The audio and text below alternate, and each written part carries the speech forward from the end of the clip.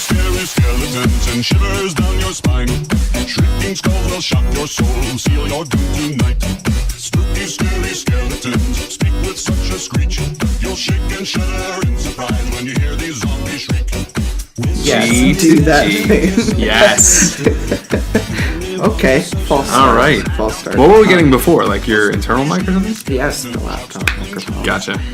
Which is a piece of shit. That looks a little loud. Just a little loud. Lean back. Yeah, Oh, shit. relax. All right. Okay. All right. Relax. You're going to bring the table to me? Yeah, lock us in here. We're Ooh. not locked. Hello! It's just scary. Please sit back and relax while I lower the handlebars. Oh. I want to get off this ride. Too fucking bad. I had a Because premonition. Final Destination. Yeah. It is almost Friday the 13th.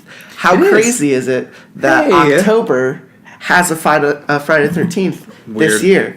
How Fucking weird. nutso futso is that? Pretty nutso. I'm being Jason for Halloween, and I'm mainly doing it because I love the new game so much. And I rewatched all the movies before I bought the game, and I just got myself really fucking there. And so, assembling the costume as we speak, because this is the after Halloween special. This is episode 51. The Halloween Part 2, Spoopy Spoopo That was a wolf. Boogaloo. Was it? Yeah. Eek. Eek. That's a bat. Fucking watch out. And on audio today of this special episode of Lotsa Pasta, we have coming in at you in surround sound. High definition for the first episode in high definition. High definition surround sound. 4K. It's Django Phillips. Django. Mm-hmm. That was 4K. If you go and play that back slower, it'll be like the THX logo. It would be.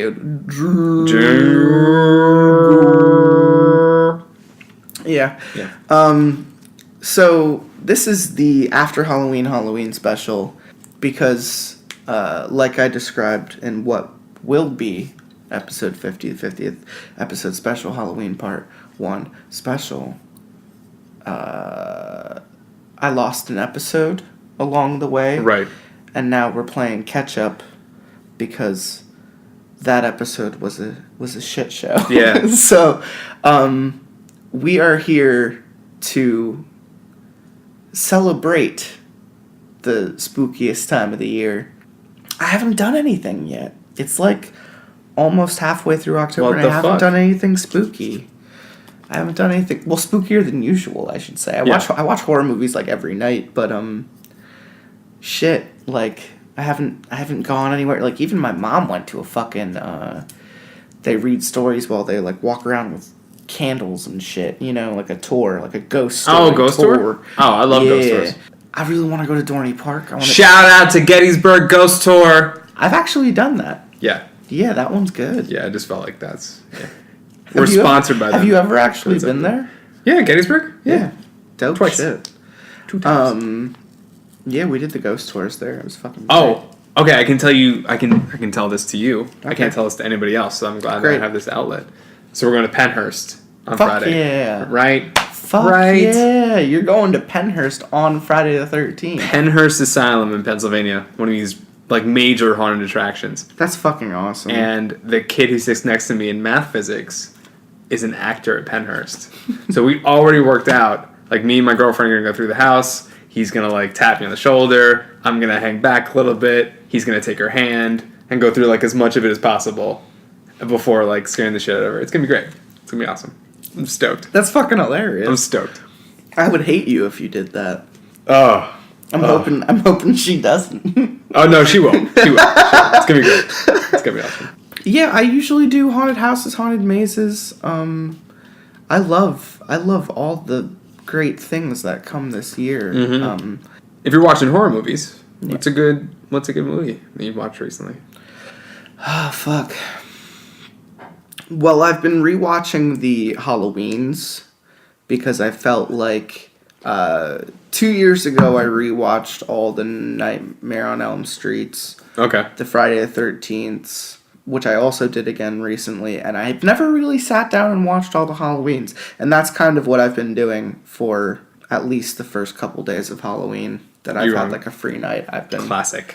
Yeah, I'm going original slasher flicks, but fucking loved Gerald's Game. I thought that was great. Was it good? Oh yeah. The book was really good. Oh yeah. Really liked that. What else horror related? I'm really trying to think now. I watched this Spanish movie about people in a bar, which, funnily enough, is bar in Spanish. It's called The Bar? It's called El Bar, yeah. The Bar, yeah. Yeah, I just heard about that one yesterday. Is that on Netflix? Yeah. Yeah. It's okay. I think I added it to my queue. Oh, I've been rewatching Stranger Things because you can never get enough Stranger Things. Because they're releasing new episodes that Friday. Oh, really? So this will be the episode the week after Stranger Things. So I hope everyone there... It hasn't come out yet, but I hope everyone listening to this enjoyed Stranger Things Season 2 because I know I'm going to fucking love it. If you're listening to this and you haven't watched Stranger Things Season 2, what are you doing? Yeah. Who are you? No, see, the funnier thing about that is several people, like, I talked to last week and, like, hung out with last week said, like, they hadn't watched Stranger Things. And I put the first 2 episodes on, like, one for a girl and another for a friend. And they both just did not get into it, and it made me like not even want to be around them.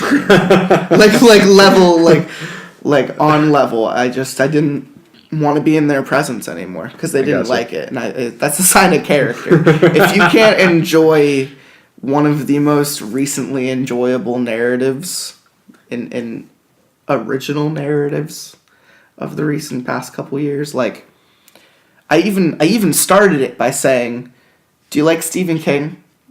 Do you like The Mist, Carrie, It? Because let me tell you, Stranger Things is all 3 of those things, but better in a single show. Yeah. Your Tinder bio is just swipe left if you if you haven't watched Stranger Things. Yeah, no, it might as well be. Yeah. Because let me tell you, it was very hard having sex with that girl. Because I just knew. Yeah. Like, during, I was like, you don't like Stranger Things. That's all you can think about. And it hurt the process, you know? I don't know, man. I've hooked up with some Stranger Things. So let's get to these stories.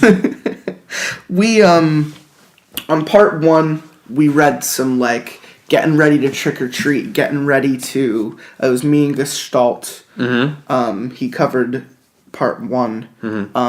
There were a couple stories, but it was all about, like, the fever, you know, the Halloween night bullshit that happens. Gotcha. These are a little bit more handpicked for this, for an after Halloween special. Interesting. Being that the first story we're going to read is called November 1st, and this episode came out on November 3rd. So. Fuck yeah. Sweet. Let's do it. It's called November 1st from Reddit No Sleep. November 1st has been the worst day of the year for me since I was 12. Others may think that as a kid, the 1st is the worst day because of a sugar hangover from Halloween the night before or having school the day after. Not for me. November 1st is my birthday, and it was Andy's as well. He was my identical twin. Our 12th birthdays came around and we were ecstatic. I was hopefully getting a PS3 brand new, and he was hoping for a new bike he had his eye on for months, even if he couldn't use it much before the first snowfall.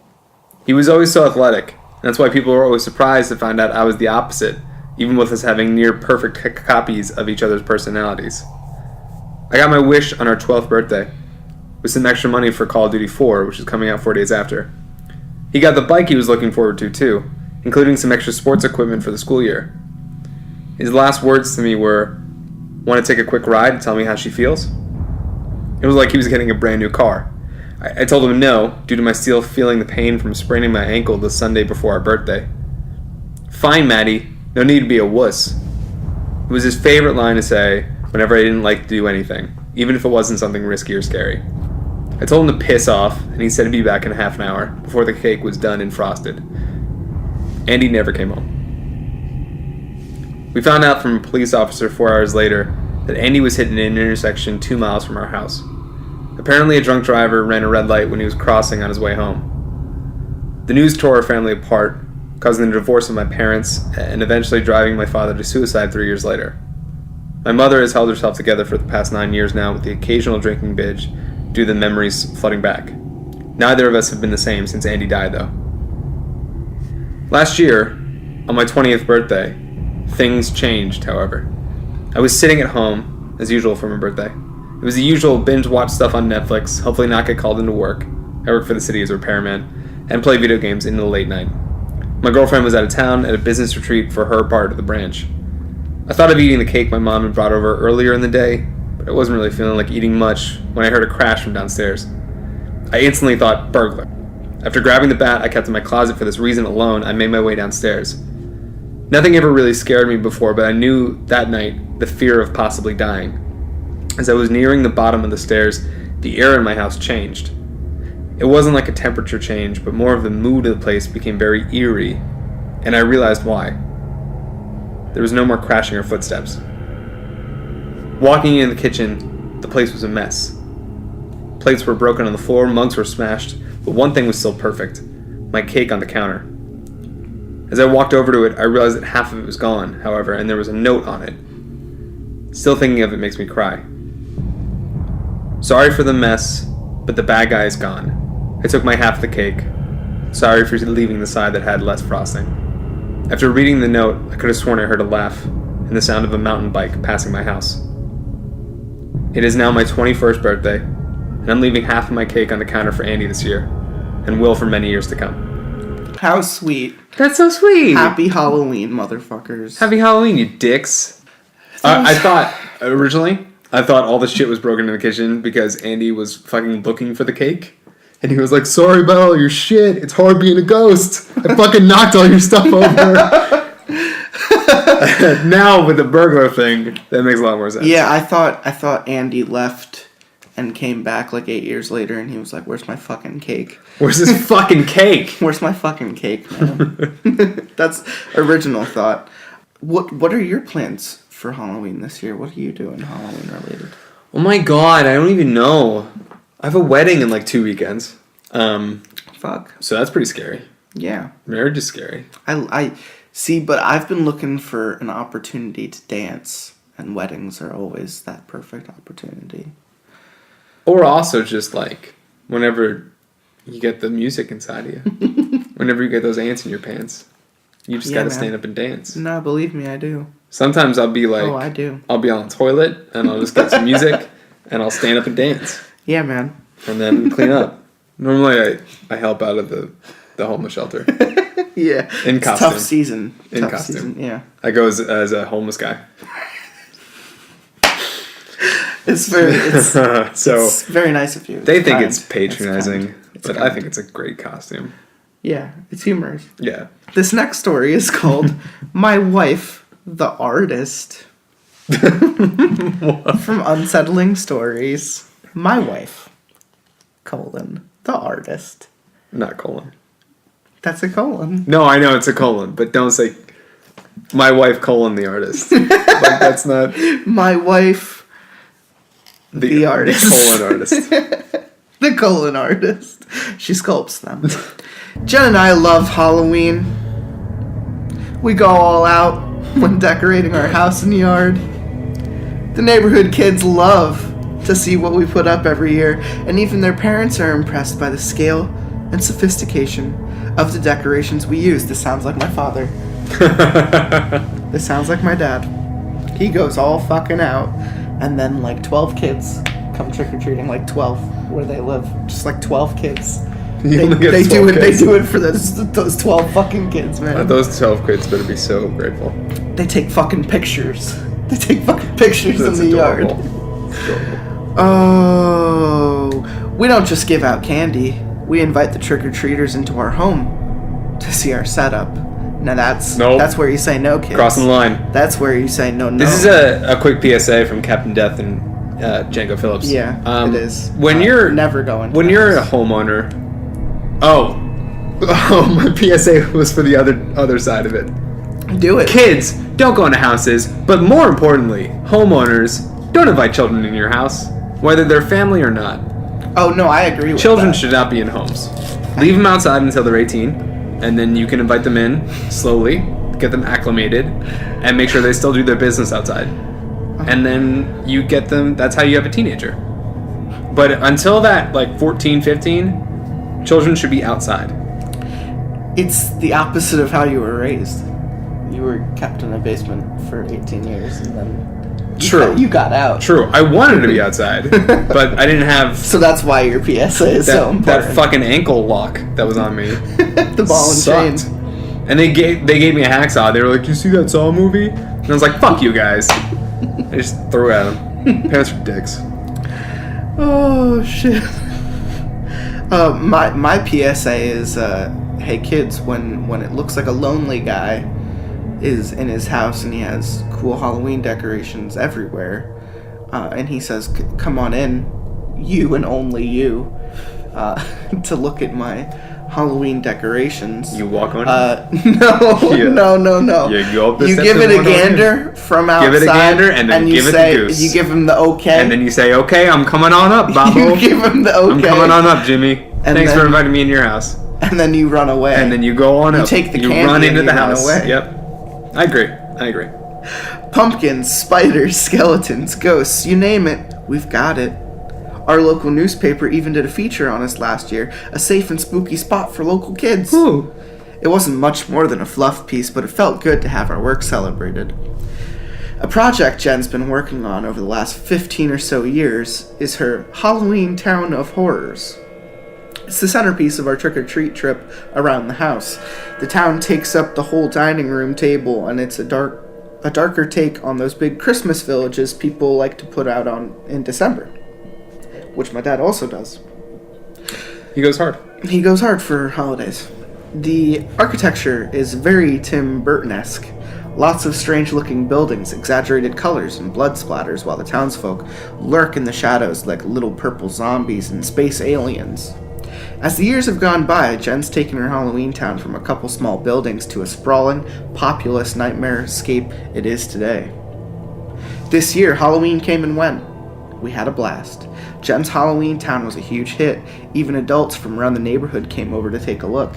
Jen loved the attention. She wanted to be an artist growing up, but sadly, it wouldn't pay the bills. As we cleaned the house, Jen picked up one of the townsfolk dolls. Its clothing had a little tear that needed to be fixed. Sighing good-naturedly, she gathered the rest of them into their box. I love those dolls. Their aesthetic works beautifully with the town Jen puts them in. They range in size from a raisin to a lemon. Some have distinguishable features, others don't. It takes a while for her to make each one, between 2 and 5 months, but her effort always yields a product that's perfect for Halloween. Until she can carry one to term, we both agree they shouldn't go to waste. Fuck that stuff. The goddamn fetuses. Fetuses? Fetuses? Fetisi. Yeah. Feti. Yeah. She, you know, Ugh. she doesn't let she doesn't let it go to waste, you know? She's She's green. really practical. She's green. Yeah. She's really practical. It's a green Halloween. Oh, that rhymes. I like the details in the story. The one line before the reveal is like, even the adults came this year, which is cool because I think it's, you know, the adults are coming because there's this fucking crazy couple that's putting fetuses in their thing, and they're like, you guys have to not be so weird. I don't think people know that they're fetuses. Oh, you don't think? All right. No, I think I don't think she literally puts little dead babies there. I believe she just, like, uses the aborted parts in making monsters. Okay. All right. So, really, I don't think of it as, like, a, I was thinking she was putting the fetuses, putting on a little fucking hat and a cape. No. And then, no, really, No. and then just putting them in the town. No. And then one's, like, pushing a cart. And they're like, No, they're dead. little baby corn. No. I don't like that. I'm pretty sure that's the story. I don't think that was it? Yeah. PSA, guys. Really what we're trying to say is burn your fetuses. Well. This next one is called Ethan's Halloween Mask. But before we read it, I gotta ask, I have to like give questions in between every story. I hope you ask the question that I want you to ask. The question I am asking if it's the wrong one, I'm going to tell you. I'm going to make sure it's the wrong one. Good. My question is, what does Halloween mean to you? Wrong question. All right. Halloween means to me that, I don't know. It's my mom's favorite holiday. It's your mom's favorite holiday? Yeah, which is a lot about her. That's awesome. Yeah. I think that's dope. That's a positive thing. And it's really like, it's kind of like an excuse for that. It's like an excuse for them to have a good time. And also like, it's Halloween. So when you're a kid, it's like all scary stuff and like monsters and spooky demons or whatever. And when you're adult, it's all like doing bad shit. And like, getting high, getting drunk and fucking So your parents are going to get fucked up? Well, yeah. I mean, that's not just because awesome. it's Halloween, but yeah. That's fucking awesome. Yeah. That's what it means to me. That's dope. Yeah. It means my parents are going to get fucked up and I'm going to sit here. Pretty much. That's great. I like that. I believe in the same vein of like an answer, my dad like sets up his house like inside, outside, everything. And they don't really get into costume anymore, but like he'll put something scary on, I think like Halloween night, and they'll let those 12 trick-or-treaters come. Yeah. But it used to be like we would do this entire fucking house. Right. Like we would hang up like fake paintings and like we would put webs everywhere and shit. Which is awesome. Yeah, like we've done a couple Halloween parties here. We had lights and shit out front of fucking graveyard at one point. Now all that shit's at my dad's house and it looks fucking awesome. Because imagine like a house worth of Halloween decoration condensed into a townhouse. Like that shit looks like fucking crazy every year. Yeah. But yeah, Halloween, what it means to me is just like, let's get spoopy, but let's get spoopy every day. Let's get spoopy every day of October. I think it's the... I don't really have many excuses to like continually watch. Yeah, but if that's what you're into... I think that's one of the things that you and I have in common. We're both into the spooky shit all the time. Yeah. Like, we like watching scary movies and playing scary video games in, like, June. Yes. In, like, April. Yes. Yeah. No, I'm just constantly in the mood for that shit. Yeah. But this is like, let's make it public. Yeah. Let's do public things. Everybody's like, in the mood for it. Everyone's doing it. Everyone's doing it. So join in. Do Don't the even fun think shit. about it. Like there are a bunch of movie theaters in the area over the next couple weeks. Like I know for a fact on Friday the 13th they're playing like 6 movies back to back at like a BYOB theater within like a half an hour. Yeah. Go get fucking drunk. Don't watch 6 Friday movies. the 13th with a bunch of other drunk nerds. Drunk people. This next story, like I said, Ethan's Halloween Mask. It's from Unsettling Stories. That's what I thought you were going to ask me about, by the way. Just real quick. Why are masks so creepy? You thought I was going to ask why are masks so creepy? Yeah. I was going to ask what's the creepiest costume you've ever worn. Oh. The only one that had an effect on anybody was the one I did like 2 years ago, and it was the Hotline Miami guy. I fucking love that costume. Because it's just a guy carrying a baseball bat, and you kind of have the costume do the work for you in a chicken mask. The chicken mask, it hides intent, which can be terrifying for anyone to see. It's very gang-like. Behind it is. It's super menacing. Behind the mask, I'm like, I have like an open smile, and I'm like, hi everybody, do you guys want to see my baseball bat? But then what comes out because of the mask is like, I'm gonna fucking kill you, and it's like gobble gobble. Yeah. I am gobble gobble. I am chicken. Bam. Why are masks so creepy? Because of those old like stories, like there was Goosebumps about that, whatever, and so there's a Goosebumps story about it, and there's also the movie Clown, which is very similar. And the Clown's fucking more about a costume. But no, but the nose. part exactly. The part where stuff just melds onto your skin. Yeah. That's horrible. Yeah. I don't like that. I never really thought masks were terrifying. I would say recent years like Purge, American Horror Story, which again, this year, let's just call it bullshit. And I think those are the new mainstream things, are like the reason why masks are creepy now. Right. Probably. Right. Yeah, I feel you. Anyway, Ethan's Halloween mask. Unsettling stories. My cousin Ethan and I grew up together, but I never liked him very much. Fuck Ethan, man. Fuck Ethan. His family was rich, so he always had the best stuff. Mine wasn't. I didn't. On Halloween 1985... Ooh, them 80s feels. Ooh, right in the smack dab middle. Like Stranger Things. We were going trick-or-treating together.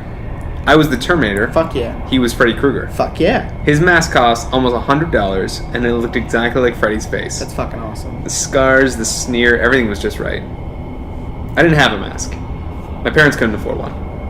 I had torn aluminum foil taped to the side of my face. It was meant to look like the Terminator after some of its skin had been ripped off.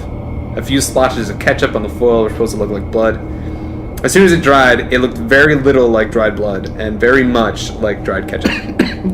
I still think that's good, cosplay material. It's charming. Like, I make all of my costumes from thrift store materials. It's super charming. Yeah. Yeah.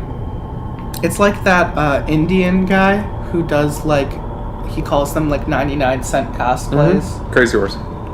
It's hilarious. Yeah, Geronimo. Despite my terrible costume, I was still excited to trick-or-treat.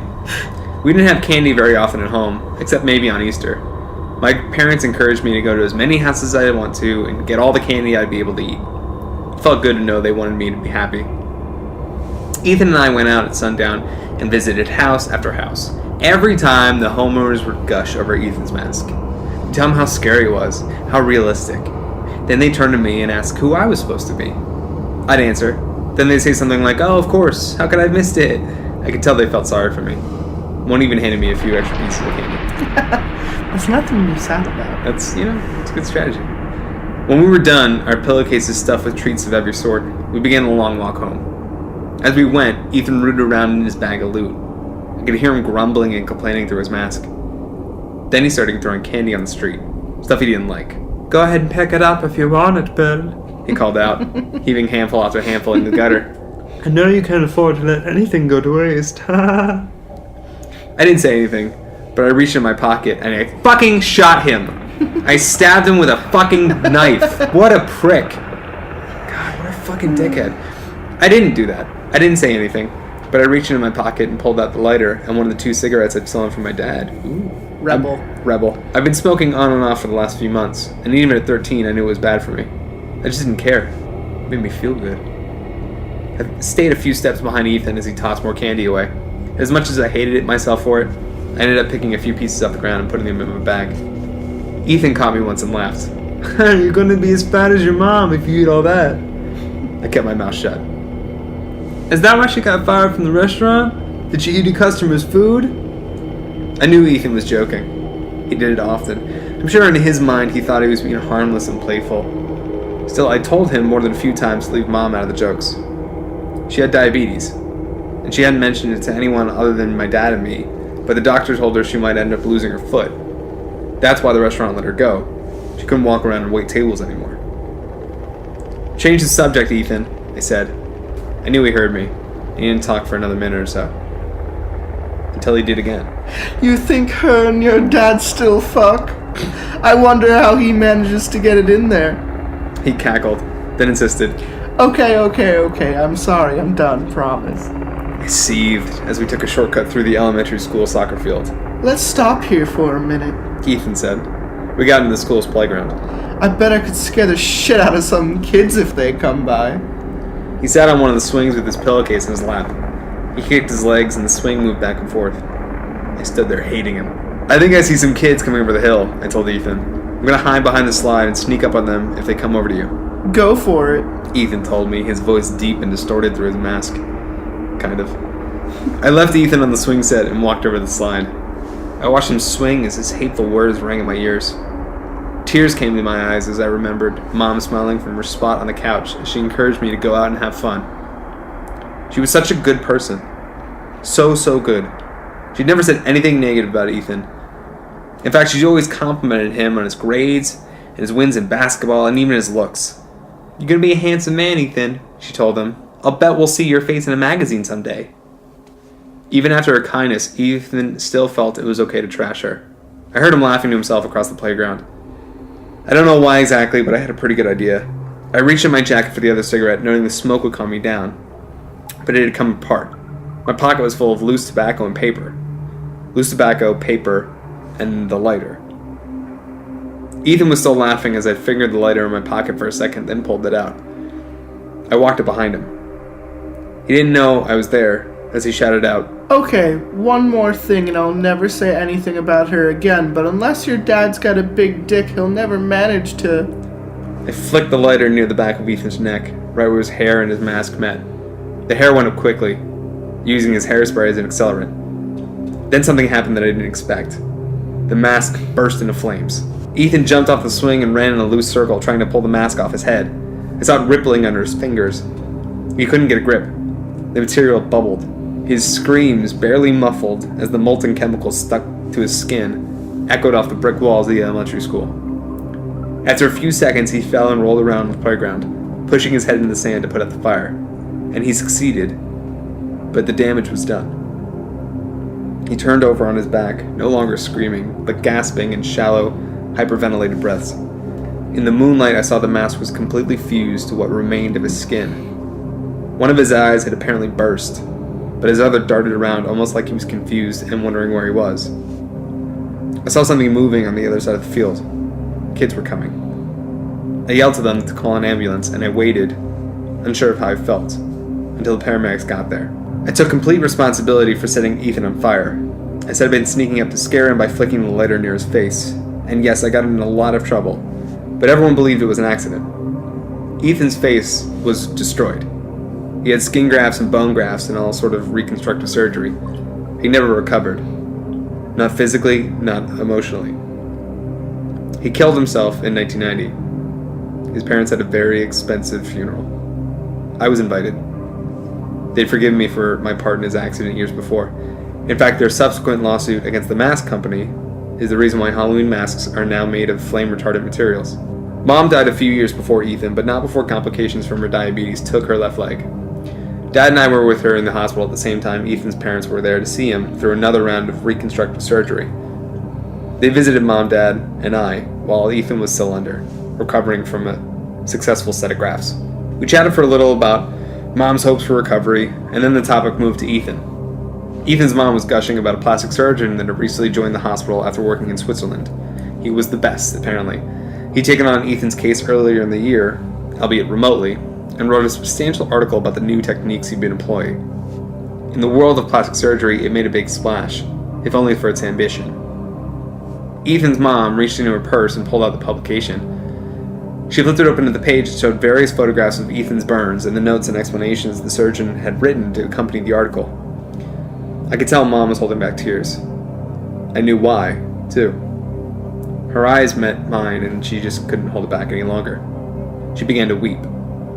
Dad and Ethan's mother held her while she cried. I just watched. Mom was thinking that she'd been right all those years ago. She'd just been right for all the wrong reasons, but right nonetheless. Just like she predicted, Ethan's face had finally made it into a magazine. Well, that's dark. Fuck Ethan, man. Fuck that bitch. I mean, sorry for the fire. And the eye. The eye's hard. The eye was the hardest part. It's just hard to justify.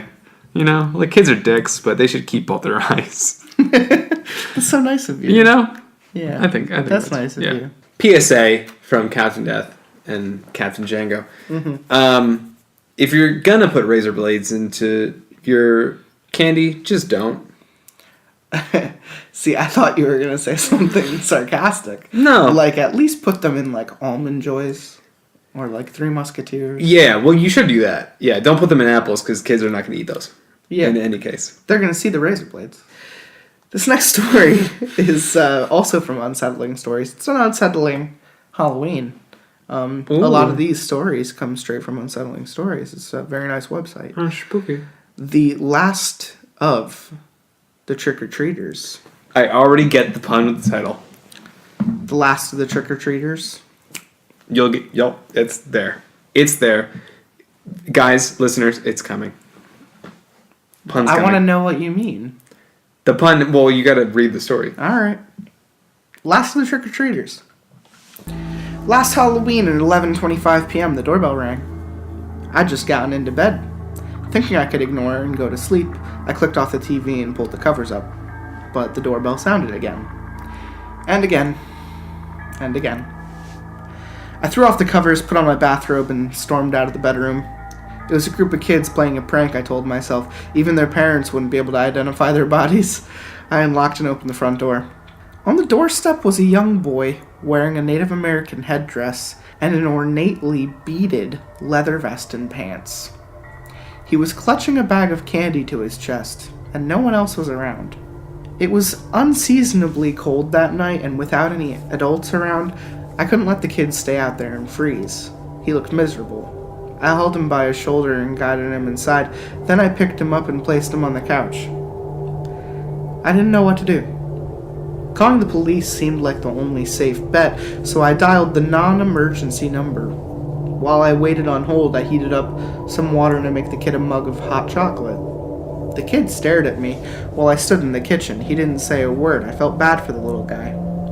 The receptionist at the police station answered, and I told her what was going on. She said she hadn't heard about any missing kids, but as soon as a car was free, one would be sent over. She cautioned it might be a while, though. Apparently Halloween's a busy time for them over there. With the water boiled and the instant hot chocolate made, I went over to the kid and sat down next to him on the couch. I placed the mug on the table across from us. After cautioning him that it was hot, I figured I needed to talk to him. "Nice costume," I told him. It wasn't really that nice. Just pretty culturally insensitive nowadays. But whatever. Thanks. He replied. "So, did you lose your parents?" I asked. The kid shook his head. "How about your brothers or sisters or friends?" Again, no. "Want to try the hot chocolate? It's really good." I don't like chocolate. "Oh. Okay." I picked up the mug and started drinking, wondering if the kid was slow or something. Who doesn't like chocolate? We sat in silence for a little while. He kept his eyes on the unpowered television while I did everything in my power to not appear creepy. I never know how to act around kids. "Did you have a good time trick-or-treating?" I asked, then realized it was a stupid question. He'd gotten separated from his family or friends, for fuck's sake. How could it have been good? The kid, to my surprise, nodded. I got what I wanted, he said. "Oh, and what was that?" The doorbell rang, and I hopped off the couch and answered it. 2 officers. I invited them in, and they saw the boy on the sofa. They greeted him and asked the same questions I had.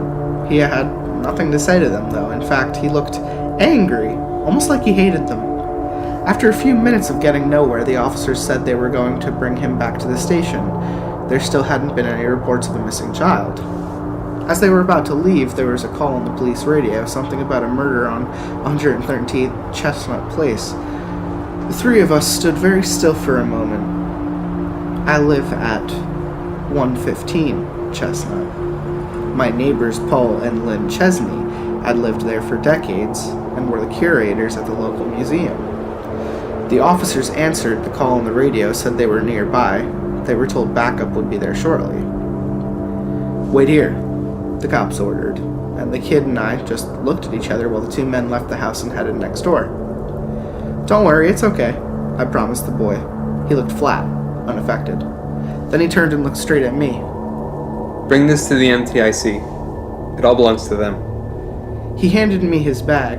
I was extremely confused for a second, wondering why local Mohegan tribe would want Halloween candy. I opened the bag and gasped. A bloody stone knife sat atop a pile of beautiful beaded vestments, ornate carvings, and other old-looking artifacts. Your neighbors have been keeping these from us. We tried to get them back, but they just laughed and mocked our efforts. But they're too important to give up, especially after we've been forced to give up so much. I stood like an idiot holding the bag as sirens approached and the commotion grew outside. Give it to them. The kid shouted with a deep adult voice that was entirely out of place coming from his small body, and with that he vanished. The headdress and pants and vest dropped in a pile on the rug. I spent a good 45 minutes convincing myself I hadn't gone nuts. Hours later, an officer came back for the boy. What happened over there? I asked the cop. I already knew, but needed confirmation. Looks like the couple got killed in a robbery attempt, he told me. Their daughter came home from a Halloween party and found them with their throats cut. I'm sorry. I let out a long sigh and nodded. Where's the kid? The officer asked. I had an answer ready. There was a family going door to door with a picture of him. I guess he'd run away, but he's back with them now. The cop shook his head. And they didn't even call us? Christ. He paused. Well, okay. Good night. I'm sorry about your neighbors. We'll have officers in the area until whoever did it is found. I thanked him and closed the door. It was almost 5 a.m. It was too late to go to bed. I had work in a couple hours, so I sat down at my computer, and with the kid's bag on the desk next to me, I mapped out directions for my drive to the MTIC. It's a little killer Indian. Wait, before you delete this. Killer Indian. They were like, oh, it's 5 a.m. And the beginning of the story was like, oh, it's 11:25. And there's a thing. And, you know, it's gotta fucking, but it's fine. I'm also waiting. So what about the title? The Last of the Trick-or-Treaters? The Last of the Trick-or-Treaters is like a play on The Last of the Mohicans. Right? Last of the Trick-or-Treaters, Last of the Mohicans. Cute title. It's cute. It's cute. Honestly, it's cute. It's a good title. Cute. Give it to my tribe. It's their shit. What's the scariest thing you've ever done for Halloween? That story brought up an awesome example. Just like having to be around children is terrifying. I don't enjoy the process at all. So kids are the most terrifying. Kids are the most terrifying. Yeah. I mean, I've been to haunted houses and whatever, and like, I don't know, they're really fun. Like they're super scary and they're really fun, but like, you know, having to identify with a 7-year-old, just having to be like, oh, do you guys like Drake? And then I have to talk about Drake for like a little bit. I don't know anything about Drake. I'm the fucking man. You already know. That's all I know. That's it. I once went to a corn maze in a field. Yeah, no. Oh, not your thing. Absolutely not my thing. It was dusk. It was already dark. Yeah. Fun. They had lights over the field, but it was like from far away, so it just got darker the further you went in. Okay. It was very well themed. They had lots of like dead bodies and like stops with like scarecrows, and then you know the other post would be empty, and you'd be like, "Where's the other scarecrow?" Right. Shit like that. That's good. Oh, I freaked so much, I ran away from the people I was with and got out of there without being scared again, because I just freaked the fuck out. As an adult, when my first Halloween in Philly with my roommate at the time in university, we went to a place called the 13 Floors in Philadelphia. I'm literally already know I would never go there just in the title. There's exactly. That's so terrifying. intense. It's one of those Halloween haunted locations that only spreads by like word of mouth and Facebook and shit, and like it's not. No. They don't like have a website or tickets or anything. You just go and you spend the money and you sign the waiver. Fuck that. It's kind of like a professional form of No End House, which is a very good program going on right now. It's Channel Zero's new season. But, right, you said that, yeah. 13 Floors, I got about to floor, I think, 5 or 6 before I was like, no, and I took the stairwell. Because the waiver was for them to touch you. The waivers... Did they touch you? They did. They started touching me and taking me places, and I did not like it. It was nothing about me. It was nothing about, like, they weren't allowed to, like, do things to me, but it was, like, they were allowed to lead me and touch me and shit. I mean, that's as far as I gotten. I imagine floor 9 would have been something like handcuffed to a chair or something, you know? Like, and I didn't want to get to that point. I thought it was going to be a lot more softcore because the first, like, 2 floors were just, like, Halloween bullshit. Like, creepy house fireplace guy, walking around like, oh, spooky. Yeah. Like, ghost shit. And then by the time it was, like, floor 5, it was, like... completely empty room, one guy wearing all black standing in the corner. and you're just and you have to walk like straight across. It's just like, I don't like this. No goddamn fucking way. 13 floors. I would suggest someone look into that, because that was super fucking way. super crazy, and it was like $15. So it was relatively cheap. The best scare we got, I've gotten as an adult. I don't know. There's no way I'm going to be able to say like what, where it was, but I'd like to give them a mention. But there's no way I'm going to find it. It was like an hour north of here on like 33. It was like this old farmhouse. It's like 4 floors or whatever, and it goes windy and twisty turny, and it's great because it's like local, so nothing's up to code and everything's falling apart. It's great.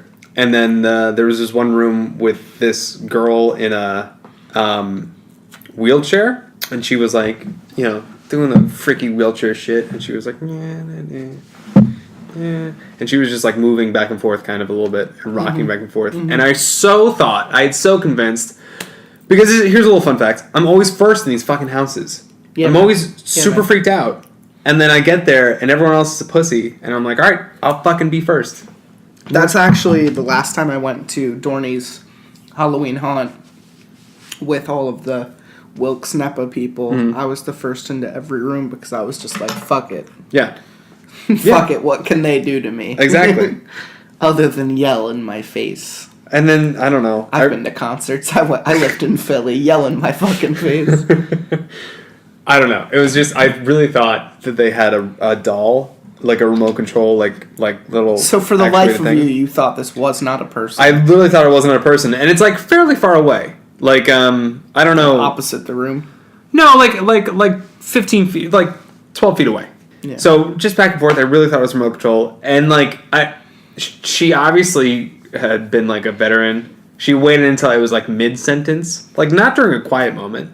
She was like, "No, fuck your assumption," and she just like dug her heels in front of the wheelchair into the floor and rocketed back at me, and then flipped her head over the back of the wheelchair and just started screaming like as open mouth as possible, like towards me. So there was an upside down face in a wheelchair coming towards me at like full tilt. It sucked. That's fucking terrifying. It was a moment of like my whole body was like, you're dead. You're fucking dead, dude. In a moment like that, it would be hard not to kick that person in the face. I just went, woo! And then I realized what was happening. And I was like, oh shit. That's hilarious. Yeah. I do believe this is the last story, and then we could get into more spoopo, Halloween. I'm not going to go to the bathroom. Halloween bullshit. Take your time. So this last story is for you. And it is called 30 Years Ago, My Neighbor's Son Disappeared. Yes, my neighbor's son disappeared 30 years ago. Unsettling stories. 30 years ago, my neighbors across the street, Mr. and Mrs. Stein, endured a terrible loss. Their son Adam disappeared on Halloween. It was assumed he was kidnapped, as there was a rash of kidnappings in the area at the time. The kidnapper was never found, though. Neither was Adam. Today is the 30th anniversary of his disappearance. To the Steins, the wounds are still fresh. They refuse to decorate their yard, despite all the houses on the street going out of their way to be as festive as possible. They don't give out candy, despite the rest of the houses on the street trying to one-up each other by giving out better loot than their neighbors. No, the Steins mourn quietly in their dark house, the television being the only light emanating from their window. Kids are advised by their parents not to knock. I've always felt bad for them. I've lived here for 40 years. I remember the frantic search and rescue efforts that swept through our town. Even though I was barely 20 years old and living with my unemployed father while working double shifts to pay our mortgage, I did my part and joined the search. It was the least I could do. Like all futile searches, it ended after a while. Adam was presumed dead. The Steins grew old, the neighborhood changed around us. New families moved in, and old ones either died off or moved out. Aside from me and the Steins, I'd say the average age of the homeowners here is 35. And they all have lots of kids. A terrible rumor started to spread a couple years ago. I know who started it. an older kid named Chuck Demopoulos. He told his younger brothers and neighborhood friends that Adam's ghost haunts the woods behind our street. He said Mr. Stein killed him and chopped him up into little bits. When I learned about the rumor, I was disgusted. The disrespect was so vulgar and uncalled for. I prayed the Steins wouldn't hear about it, but I'm sure they must have. It was persuasive. It was not. It was pervasive. I called Chuck's father and told him what I'd heard, and I suspect Chuck caught a beating for it. Still, I'm afraid the damage had already been done. Despite pitying the Steins, I don't express my sympathy by refusing to decorate my house and yard. I love Halloween. Always have. I like to see parents beaming from the street while their kids nervously ring doorbells, collect piles of candy. The spirit of the season keeps me feeling young, despite being well past my prime and dealing with high blood pressure. Being an old-timer has its perks sometimes. I have Halloween decorations they don't sell anymore. Ghoulish stuff like hangman's nooses. Things that are too politically incorrect for stores to sell. I firmly believe Halloween shouldn't be sanitized. It should be scary and unsettling. That said, there needs to be an emotional component too. Not just blood and guts for the sake of blood and guts. There needs to be poignancy. Something that'll stick with you after you see it. That's why Adam helps me decorate. After Dad died in 1989, I emptied out his safety deposit box. There was an envelope with a note and a Polaroid photograph. All the note said was, I caught him snooping around the cellar. I had to teach him a lesson. That sounds a lot like you. Yeah, I got my voice from it. It's good. It's in the genetics. The photograph was of fresh cement drying on the basement wall. In the middle of the night, I went in the cellar and opened the wall. Adam's body was inside. My instinctive reaction was to call the police, but I was terrified I'd be arrested. They'd never believe the note. So I sealed the wall. After a while, I stopped thinking about the dead boy in the bowels of my house. Many years later, after talking with Mrs. Stein about Adam on a Halloween afternoon, I knew what I had to do. I took his remains out of the wall in 2014. He was only a skeleton. I separated the bones, splashed them with fake blood, and incorporated them into my Halloween decorations. Fucking awesome. At first, I was worried. As the days went by, though, I realized I didn't need to be concerned. The bones blended in with the rest of my decorations. Just more festive material in a neighborhood chock full of it. This morning, when I went out to get the paper, Mr. Stein was doing the same. We met in the street and chatted for a while. We talked about the Cowboys game from last night, and he mentioned his wife made a spectacular coffee cake that he'd bring me a piece of later. I smiled and told him that would be real nice. Before we parted ways, Mr. Stein said, I never told you how much Shannon and I appreciated all the help you gave us back when we lost Adam. We knew how busy you were. It's been 30 years today, you know? 30 years. I felt guilt and sadness wash over me. I'm sure he's in a better place, I told him. He nodded, and I saw tears in his eyes. He was a good boy. I know wherever he is, he's watching over us. We hugged briefly, then went back to our respective homes. I walked up the driveway past the ghost dangling from my trees by the nooses and headed up my front steps. I looked at the skull hanging above the doorway. It was pointed at the Stein's house. Watching. Oh! Spoopy spoopos. Don't lose your kids on Halloween, folks, or else they'll become a part of the decorations, which is actually like the coolest way to use a dead body. Yeah, if you already have a dead body. Yeah, why not use it? Why not? If you already have a dead fetus. The morgues. Use it. Yeah, that seems to be a recurring theme If tonight. you gotta use it, don't throw it away. If you gotta use it. Yeah, that means, like, why aren't morgues the creepiest place to go on Halloween? True. Probably because they just have like a dead guy sitting in the waiting room, like he's dead tired. They don't fucking do that. They should. No, I'm saying they should. I'm saying they should start doing that. That would be fun. Yeah, I like that. What's your favorite Halloween scary movie? The scariest movie. Oh, fucking, I don't fucking know. I have, like, I don't know. I don't want to say something stupid and then be like, oh, this is fucking dumb. For me, it's Trick or Treat. I have to watch Trick or Treat every Oh, that's Halloween. a great movie. I have to watch Trick or Treat every Halloween. Yeah. I know when I'm at a party and I bring my hard drive over and I have a playlist and it plays Halloween movies just like repeatedly throughout the night. Mm-hmm. If I ever walk through that room and I see Trick or Treat on, I have to sit down and watch it. I absolutely have to. Yeah. I got Night of the Living Dead, Halloween, Nightmare on Elm Street, Friday the 13th, Hocus Pocus. You know, I got all the Halloween feels. And Trick or Treat always gets me. I am beknownst to stop and watch Creepshow if that's on too. I get Halloween-y feels from Creepshow as well. Do you ever think about a sack costume? Like a Sam costume?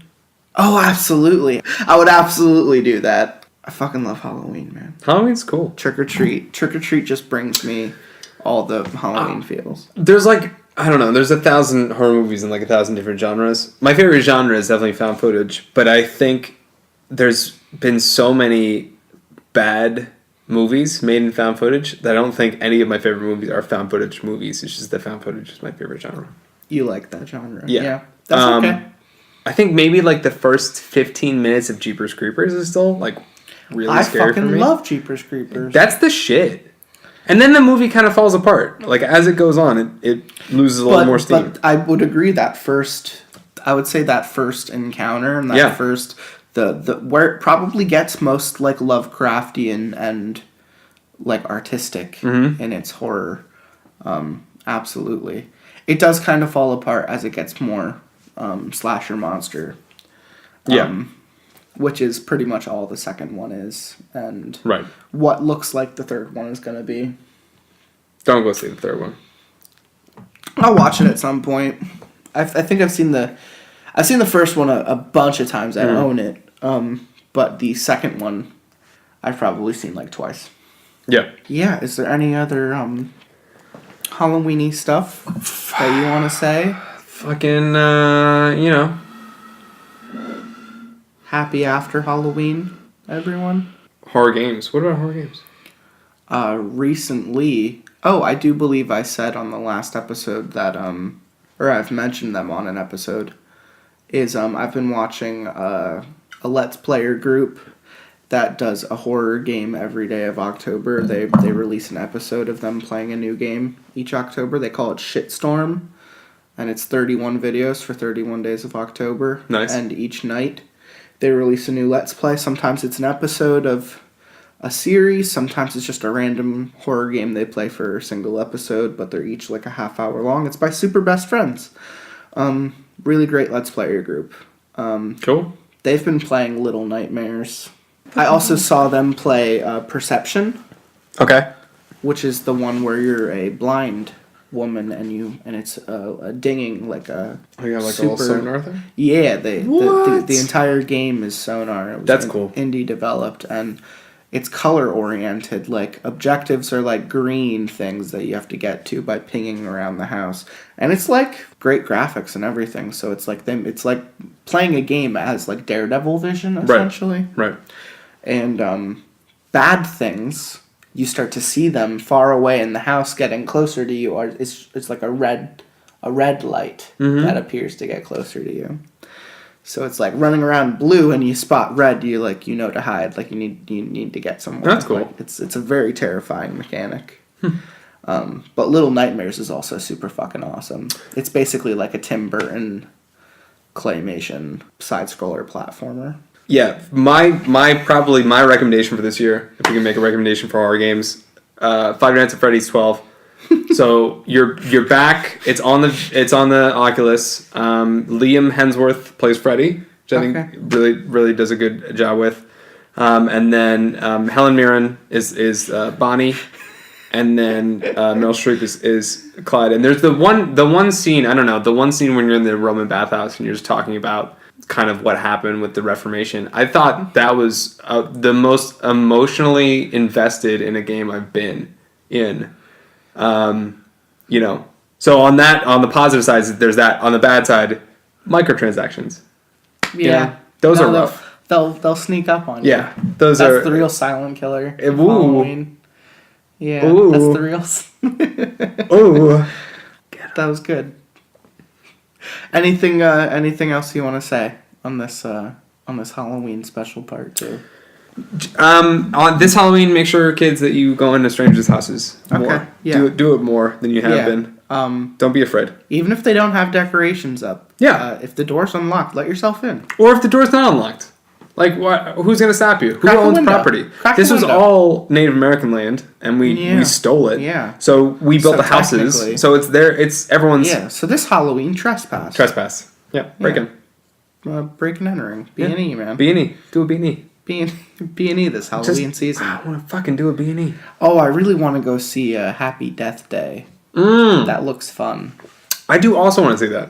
I heard Cult of Chucky was shit, so I'm skipping that this I didn't year. even know that came out. Chucky, man. It's like Chucky 6. It's like the movie it's at.